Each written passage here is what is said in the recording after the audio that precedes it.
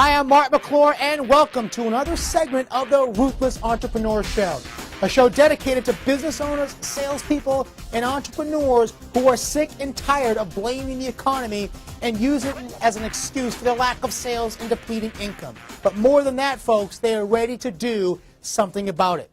On today's show, we're going to talk about one of the two most important ingredients to closing any deal, folks, and that's rapport.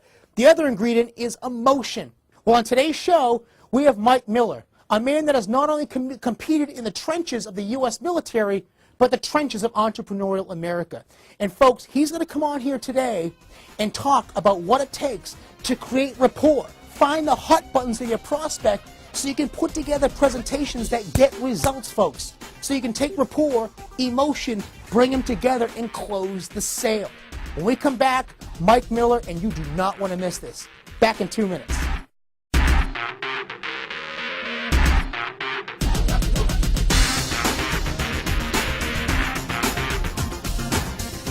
Welcome back, everybody, to the Ruthless Entrepreneur Show. And on today's show, like I tell you on every show, that's like a broken record, but TiVo this. We're going to have some great information.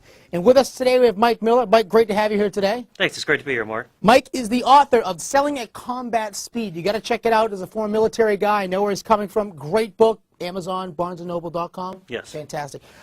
Mike, your forte, obviously, is sales training, sales techniques outside the box. Name of your company's Primo Solution. Yes. How did that all begin? I know you have a military background, but what got you into the sales training aspect of it? That's a good question, Mark, and a lot of people ask me how it began. And it's kind of, I started in the industry, in the sales industry in Phoenix, Arizona, and I worked for a company for a few years. And the whole idea was, I try to evaluate my values, every so often. I think everybody should. And about 3 years into this company, I thought, I think I can do better. Mm-hmm. I think I can provide a better product, a better service to my clients. I want to be able to be in a place in my life where I can make a difference in somebody's life. So like every entrepreneur, I left that job, started my own company, and big here we are. change. Absolutely, it's a huge change. Dictate your own income, though, through your own performance, rather than the company dictating how you get paid. Exactly. Yeah. Well, I just got back from Asia, did a lot of events over there, and what I found differently in Asia than I did here in the United States is over there, they're not blaming the economy for their lack of sales or lack of success. But here, these idiots, they keep blaming themselves, oh, it's the economy, it's the economy. And we know that's not the case. From your experience, what are you finding to be the main barriers to sales success for most entrepreneurs? What's holding them back? Mark, I'm with you. I'm so tired of hearing that same old excuse about the economy, because the economy should not dictate our closing ratios. As salespeople, what we need to do is we need to get out of our way from each other. Right. Right now, we're stepping on our own feet. And the reason why is because we've adopted a script as a sales process. Mm-hmm. And so many times we use that script, and salespeople are asking questions. And without really even listening, they're going back and they're thinking about, what am I going to ask next? Right, exactly. Instead of saying, hey, let me just ask you a question, really listening to what you're saying, mm-hmm. and then build my next question based on that. So it's all about transforming a process from a scripted process into your own unique selling process. Instead of blaming the economy for your lack of sales, it's pretty much the process that they're using. Exactly. Okay. And take a little bit of blame for yourself. Exactly. Yeah. Accountability. We hear a great movie, Glengarry, Glen Ross, always be closing, ABC, always be closing. And, I've closed deals from 10,000 to 100 million, and that's not the case. It's not always be closing. I found the biggest ingredient to getting a sale closed was rapport. And, pretty much the foundation for the show today is on rapport building. So give me your thoughts on that. Do you subscribe to the ABC theory, or are you more on building the rapport and building a relationship first? Hey, you've heard the phrase that copy is for closers? Yeah. I say copy is for rapport builders. I believe that rapport building is the most critical key in the sales process. And you'll hear a lot of different arguments from different sales trainers, but for me it's about building that relationship, to getting people to open up and be honest and trust, and bridge that gap between the prospect and the salesperson. Right. As soon as they open up and they become honest, the objections are going to be easier to overcome. The close is going to be the next logical step in the process. But so many salespeople, probably 95 to 98%, leave out that process. They leave out the whole step of building rapport in the entire sales process. It's get right to the close. Exactly. I think you can make the sale in the first 5 minutes, and it all starts with building rapport. Yeah, well, overcoming objections, closing the sale, it's a process. So in building rapport, what's a good opening question? Let's say you want to get the person talking, the dialogue going. You want to, before you start closing, create that relationship. What's some good opening questions when you finally sit down with a prospect? How do you get them talking? What's some good opening questions that you found? I got a great first question, and I got to kind of walk you through the scenario. You got the first base, which is building rapport. Yep. You have second base. This is the baseball diamond. Yep, Second base is needs discovery. Third base is the managed presentation, actually delivering that presentation, Yep. a customized presentation, and you rounding home and it's closing or overcome objections.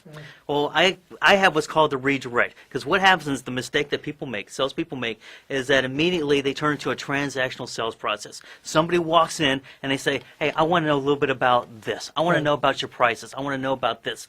And immediately what happens is the salesperson goes to third base and starts throwing up all over their shoes. Yes. Yeah, right? So So the whole idea of the redirect is to take the question, one simple question, say, I'd be happy to help you with that, Mark, but do you mind if I ask you a question first? Gotcha. What's your situation? So if someone keeps hitting you with, how much does it cost? How much does it cost? How much does it cost? What would you do? You redirect them back before you get to that point? Yeah, they want to know about the cost. Right, I'd be happy to tell you about the cost, but do you mind if I ask you a question first? What's your situation? Most people, 99.9% of the people will let you ask that question.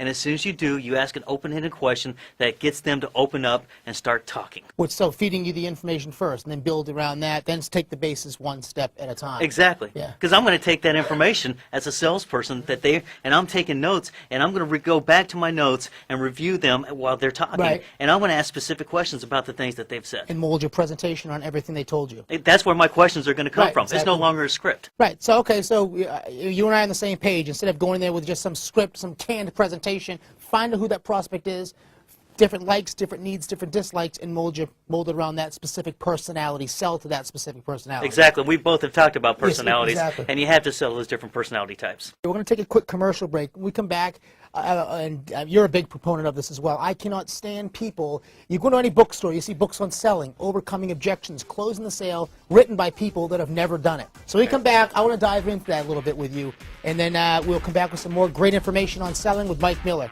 We'll be back in about 2 minutes.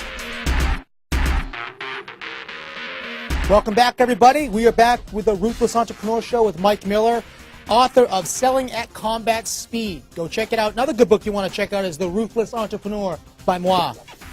Anyway, Mike, when we left off, again, we're both on the speaking circuit. We both come from military backgrounds. We both come back from entrepreneurial backgrounds. So we speak from experience. There's a lot of people out there that speak because they cannot do. So let me talk about that for a second. You're a big proponent on the fundamentals of selling, not speaking verbiage or something you read in some book. Let's talk about that for a second. You learn from the trenches, okay? Give us your thought on still the need for fundamentals rather than trying to go out and learn the next big sales gimmick.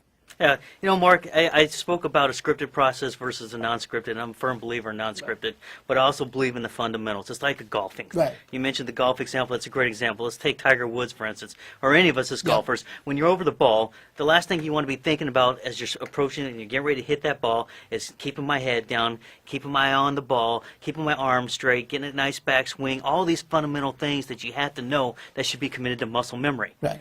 In the sales process, the same thing. You know, when you're in the sales process and you got this one-on-one interaction going, and you're building rapport, you've got that relationship, the last thing that you want to be thinking about is what I'm going to be thinking about ahead of time. Right. Let me be present right now. Let me be in the moment. But still, the muscle memory part of the bases, as you go around those bases. It kicks right in automatically. Exactly. Right, yeah. That's the whole concept of selling at combat speed. I don't want to think about what I got to do when I'm faced with the enemy. It just becomes automatic because I train so much. That's Absolutely. Right. That's a good point.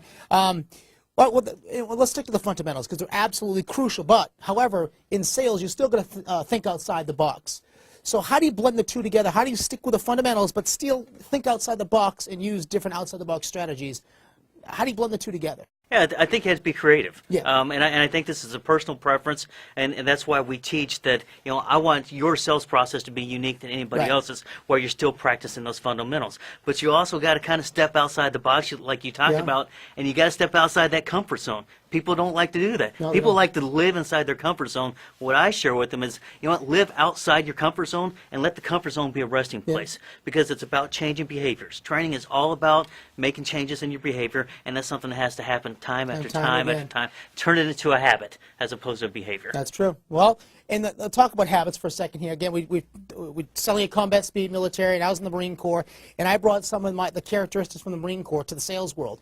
You in the Army, an officer, I'm sure you brought some of those same characteristics from the military.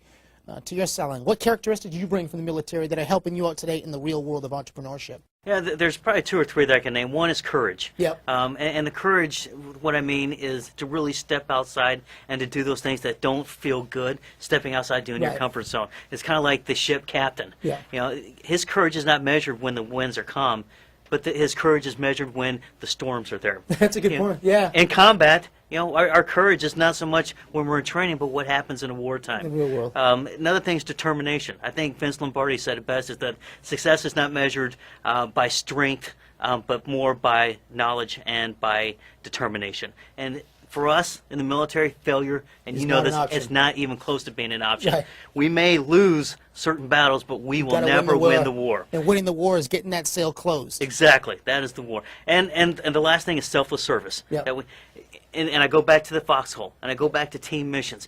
When we're in combat, we're in a military situation, you know this, that we're not thinking about me. Right. I'm thinking about my team. The team. And when I'm in a sales and I got the prospect in front of me, it's not about a win-win situation. I don't care if it's I don't want it to be a win-win. For me, I want it to be a 100% win for Mark or for that prospect, whoever it is. Eventually, I'll get my win. Yeah. But at that point, it's about being 100% win and for build that prospect. from there, building that win. Absolutely. Well, and I'm glad you brought that up, because you're going to have rejection. So you talked about, you know, in the military, bringing that characteristic there, being able to deal with rejection. But what do you teach sales professionals? You know, you have that background, but a lot of them don't. They're going to have rejection. How do they overcome rejection? What do you teach them how to stay motivated after they get these rejections in sales? Because there's going to be a lot of them. I just had this question not too long ago in a training session, because it is. It's like a roller coaster. All right, you're up on top, you're down on low. And you'll hear from a lot of sales trainers that they're not rejecting you, they're rejecting the product. Right. I kind of disagree with that. I mean, sometimes I think they are rejecting the product because it's just not right for them, but I think most of the time they are rejecting the salesperson. They want to buy from people they like, they want to buy from people they trust and people they know. You create that relationship and you don't have to worry about that, but you're going to have your highs and lows. A military guy, a great friend of mine was a recruiter. He'd send his recruits out, or his recruiters out there, and he said, you cannot come back until you get 100 no's. So they would go out there, and the expectation was, okay, I just got to get 100 no's, and I can go back to the office.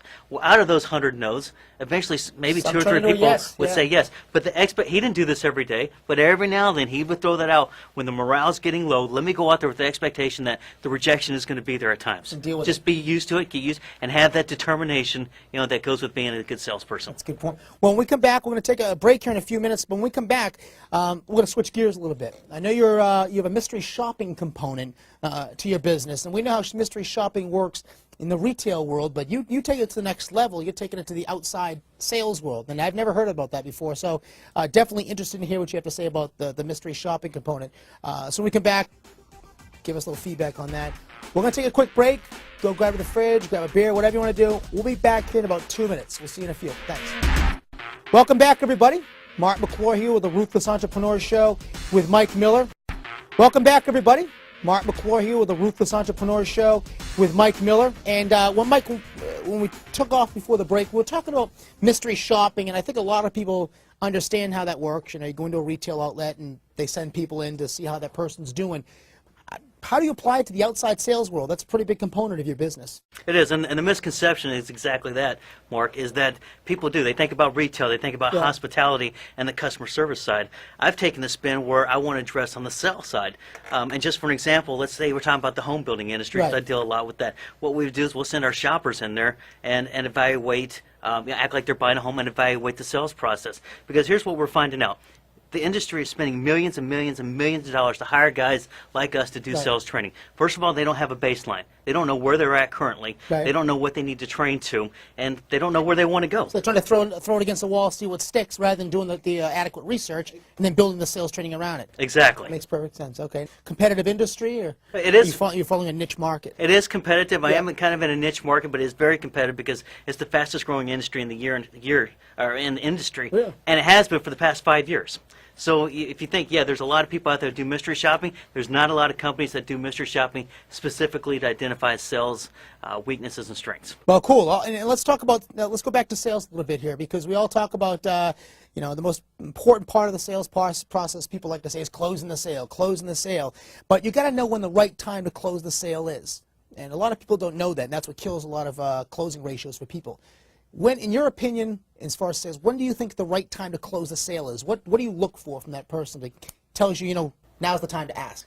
I think it's going to be different for every prospect. Yep. And I think the problem with salespeople today is that they think it's exactly the same time every time. Yep. Normally, I think they're trying to close in the very beginning when there is the prospect will let you know. There's buying signals out there that you need to watch. What's a big buying signal that you see quite a bit? Well, I think you got to listen Yeah. with your eyes and with your ears. People think we do a terrible job of listening in the first case. 2 ears, one mouth, twice as much listening. It's There you go. done. You got to do the 80-20 exactly. rule, and people don't realize that. But what they've got to do, they got to look at the buying signals. Yep. If I'm sitting across from you and I'm kind of doing like this, or I'm constantly looking at my watch, No interest. they're going. They're Right. out the door. No matter what they say, they're gone. But if I'm leaning forward and they're interested, they're asking questions, and guess what? If they're throwing out objections, Yeah, that's that's a great when, buying signal. Well, the big objection a lot of people get, and this is what separates the top performers from everybody else, is the ability to overcome, I need to think about it. But besides that, when that objection's thrown out there, people think, well, my God, it must be the money. Let's drop the price. Let's drop the price. How do you still overcome that objection without dropping the price? What technique have you found to be the best method? Well, without getting into a whole lot of specifics, there's a lot of specifics, let's talk a but little bit in vague terms. Yeah. The whole idea, because most people, maybe 5% of the entire industry Right. is really using a sales process. Right. So that other 95% who are just showing up on third base Right. and they're throwing up on their shoes, Yeah. they're not really going through a process, which makes overcoming objections almost impossible, Right. which makes asking for the close really very uncomfortable. Right. What I teach is let's go through the process. Stop, take a breath. Yeah. Let's build a little bit of rapport. Let's really find out what the interests The are. prospect will tell you how to sell it if you let them talk. You better believe yeah, it. Yeah. The prospect will make that sell. Right. They'll hand the deal to you on a silver platter. Just let them talk. That's right. But as salespeople, we don't want Right. to do that. We want to talk ourselves out of the deal. Talk. It's unbelievable. We talked about, and I talked to you on the phone before we came on here. I read your book, fantastic. You gave me some great information here. But you talk about staying on the prospect's agenda, and it makes perfect sense. But you're talking about when you're having trouble seeing them, trying to get in the front door. Explain to me how that's vital of staying on their agenda. What do you mean by that? The acronym WIFM. Okay. What's in it for me? And not me as the salesperson, but what's in it for the prospect. The prospect really doesn't care unless they ask our opinion. Right. So many salespeople, oh, if that was me, I would buy this car because of this, or I would move into they this care house less. because of this, or I would like to have the closet here. Right. The prospect doesn't really care what we want because we're not the one that's writing the check. But as long as we're staying on that agenda and we're being truly and genuinely interested in what that prospect is saying, we have During the sales process, when you're talking to them. Okay. Exactly. All right. During that process, our chances of closing the deal probably go up tenfold. I wouldn't doubt it. Well, that comes down to listening now. And, they don't listen. People don't listen, and you're a big proponent on listening skills. So, what listening skills do you find to be most vital to the sales professional? I kind of mentioned one of them was doing the body language. Yep. You're kind of listening with your eyes. And earlier in the show, I talked a little bit about this as well, is that you've got to be focused on, and this is staying on the Yeah. agenda, being interested, but focused on that prospect. So when you ask them a question, instead of me thinking about what my next question is going to be, I'm really intently listening to what you're saying. I'm taking notes. I'm a huge proponent for taking notes. It shows professionalism, too. They're like, wow, this person actually cares what I'm saying. But another big thing, when they're talking and feeding me that information, I'm molding the presentation in my head. So when it gets time to make the presentation, it's geared specifically to them. Exactly. Yeah. It's kind of like listen to them, finding those hot buttons, Yep. and creating that customized presentation that is just for them and not for anybody else. Well, Mike, fantastic information here today. Just chock full of information. And if people want to get your book, Selling at Combat Speed, where do they go? Amazon, Barnes & Noble, and go to our website anywhere What's out your there. website? www.primosolutionsllc.com. And where are you based out of? Phoenix, Arizona. Phoenix, Arizona. Great show here today. We're not done. When we come back, I got some little more nuggets for you. Stuff you can take out in the real world and use to close more deals, overcome objections, and make more money. So again, Mike Miller, we'll be back here in about 2 minutes. Take care.